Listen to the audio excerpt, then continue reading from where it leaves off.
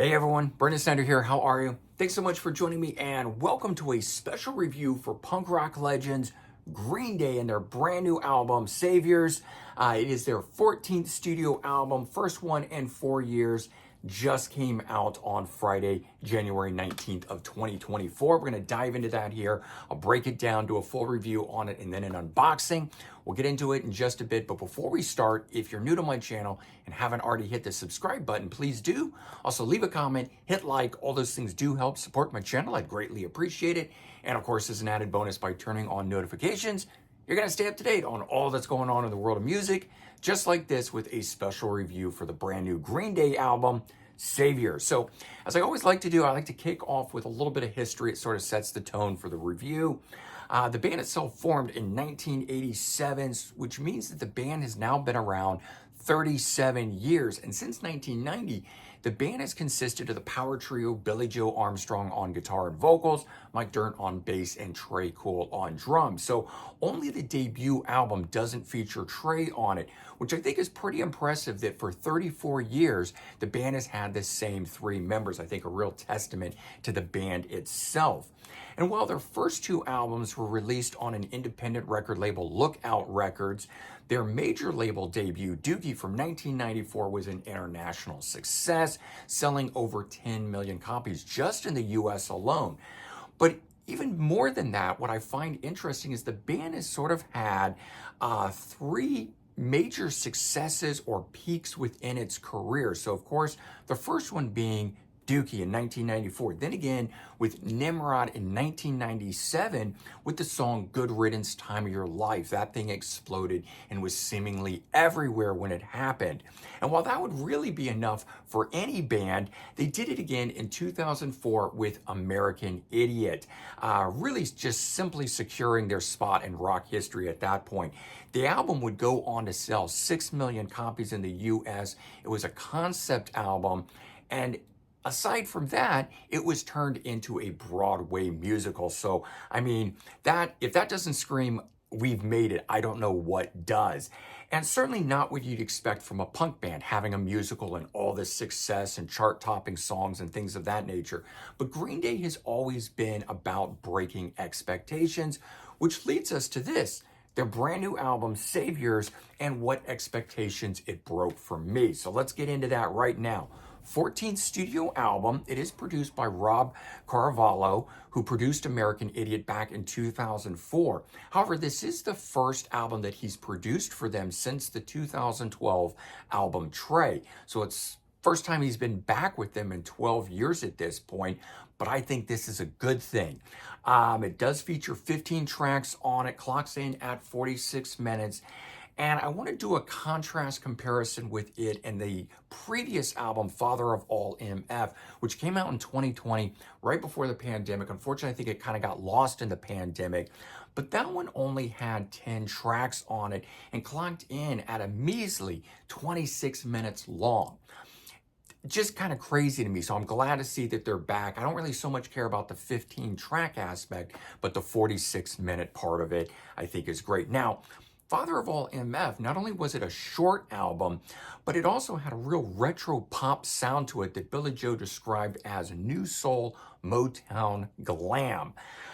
Don't really know what that means, but the album itself was not what you would expect from Green Day. It did not have the best characteristics of the band. It was a very fun album, and I did like it, but it just was not the same band, the 90s era sounding group that I had grown up with. So it was a bit of a shock to me and a bit of a letdown at the same time. This album, on the other hand, for me is a return to form album. It's everything that makes the band great. It's just complete, full of utter surprises throughout it.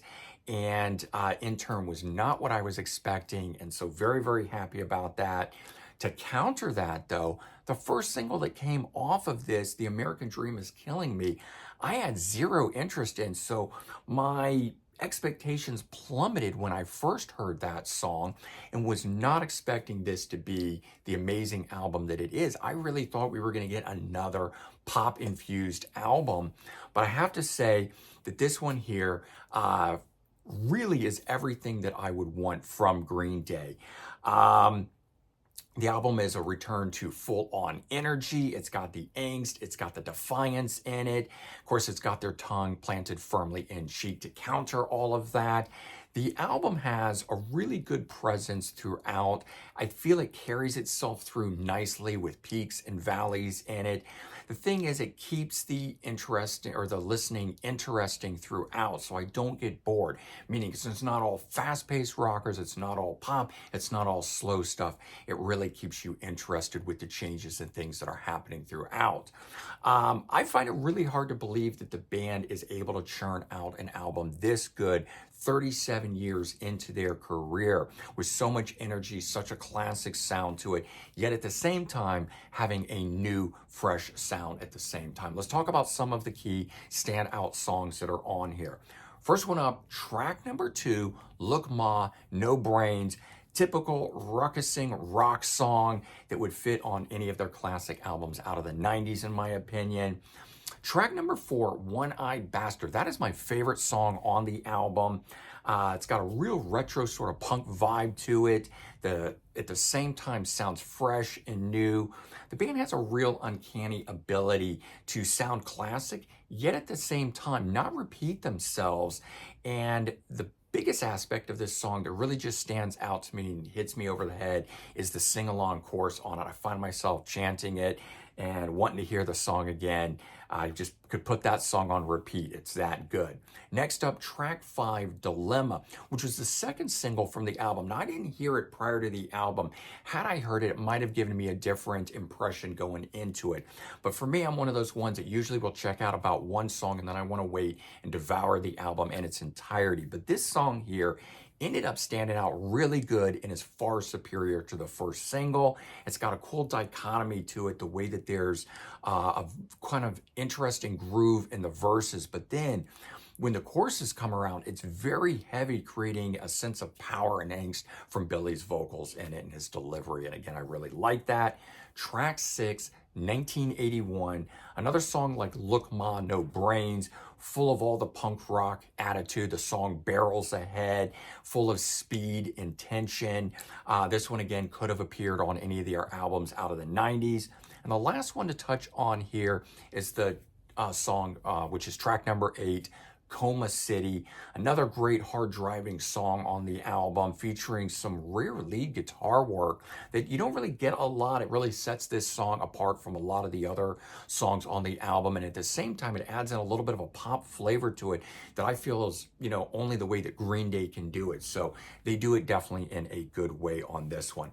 Let's take a look at the album. Let's do an unboxing of this now. So there's our front cover of it.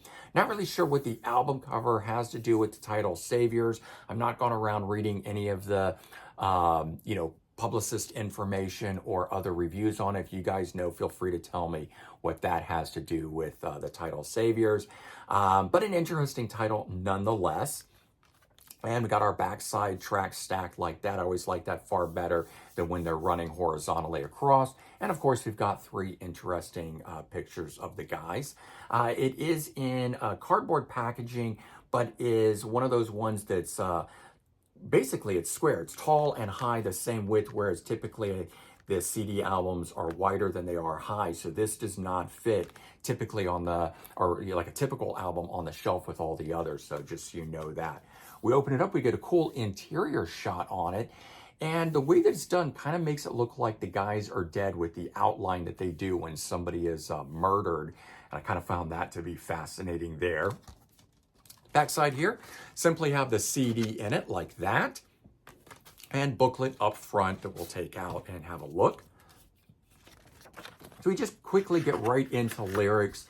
Not a lot of imagery of any kind throughout as we thumb through, if I can get the pages to turn throughout here. But as we get to the back, I'm just going to kind of thumb through the rest to make sure, yeah, nothing really there. We do get this picture of the group, like an old school Polaroid. This was the one that I found interesting here, that has that blue and red imagery around it that is like the 1980s 3D pictures. So I did break out a pair of 3D glasses, but unfortunately I have to say, this does not jump out as a 3D image, which is probably why they didn't include 3D glasses. But it has that same sort of look and effect to it, which is kind of a cool retro thing for those of us that grew up in the 80s and remember that.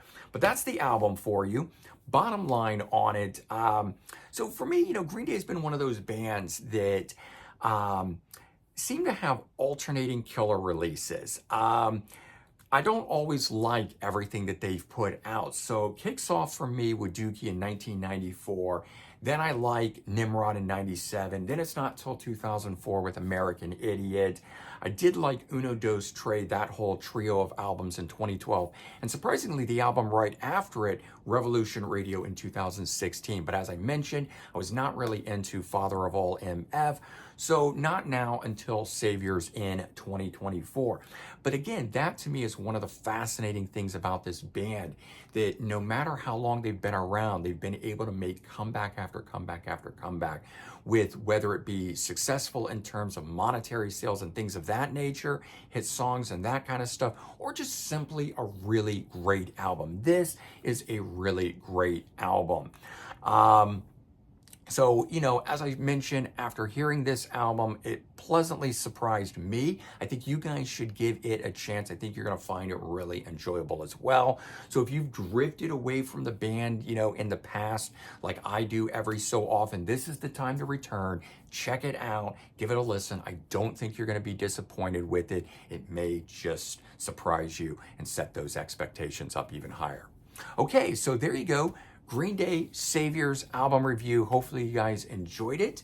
You can leave your comments below. Let me know your thoughts on the album itself, how you feel overall in terms of it. We'll have a cool discussion on that. All right, everyone, take care. Have a good one, and I'll talk to you soon. Bye-bye.